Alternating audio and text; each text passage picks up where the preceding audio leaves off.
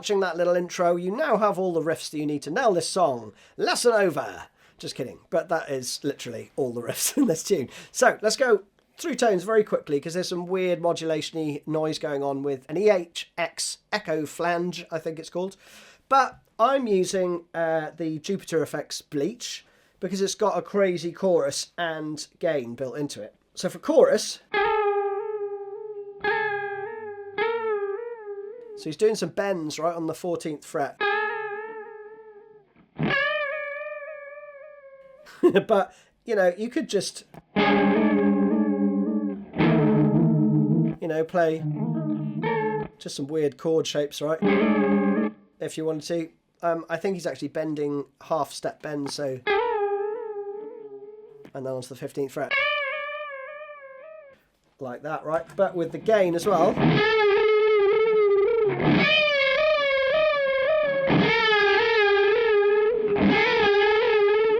That goes on throughout, right? And then the main tone I've gone for is quite sort of ratty almost. That sort of tone, okay? So, you know, gain and a kind of crazy chorus, and you're there tone-wise. And the echo flange comes in and out a fair bit through the tune. There's, I think, a couple of guitars actually overlaid, and you'll hear that sort of warbling along in the background, but I think you're going to be more interested in the main riffs. So the first part, obviously, was those weird bends. And then you've got this. So you're resting your fingers lightly over the strings.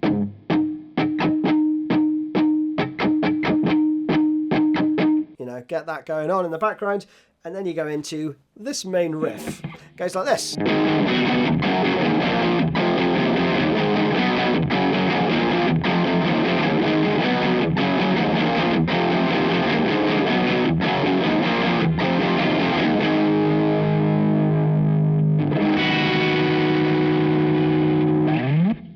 Let me clean it up a bit for you. So the first riff, it's pretty straightforward.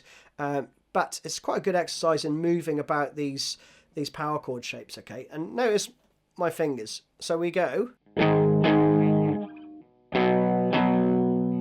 So that's quite a quick change. Okay? And to do that, I'm doing 1, 3, and 4. I'm leaving my little finger on the D string, and I'm sliding it down 2 frets, and then I just apply my first finger.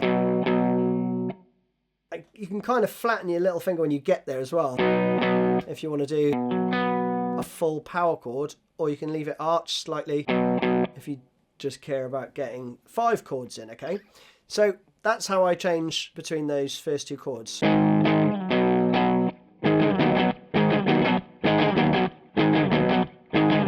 can get quite quick with it then, right? There's a little incidental sort of whack in between.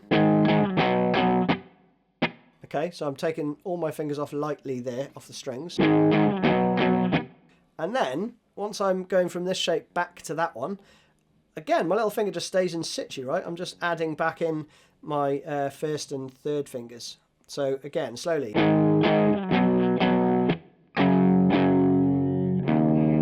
Incidental again, little open E string. Little finger slides down again. And you've got 2 on the B and then a whack. And again. Same change in terms of fingering between those 2 chords. But then we have... You're going to take your first finger off and on, right, for the... So the whole thing through, slowly. 3, 4...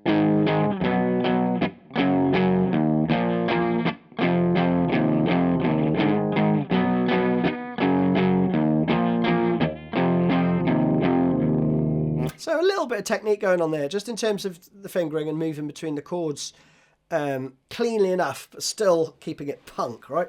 And then we go to an A. That rings out, and then I think we have either just that, with that note, the B string muted, or you could do little finger. So I'm muting the G string here, the rest all sound out. And it's just an angle that I've got going on with my third finger, right? Rings out. I think that works for that part. Then we go, let me put the dirt on again. We go back onto this for 4 times.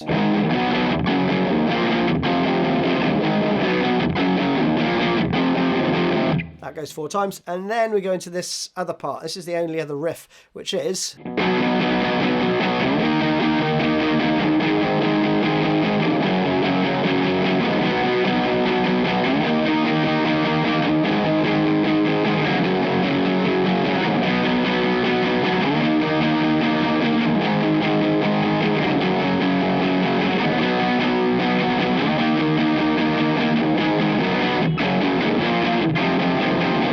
back into that, okay? So we just have a bar each of these chords. C, all 8th notes, up to E, to A, to G. You play that around 3 times. The 4th time, it cuts off a bit earlier.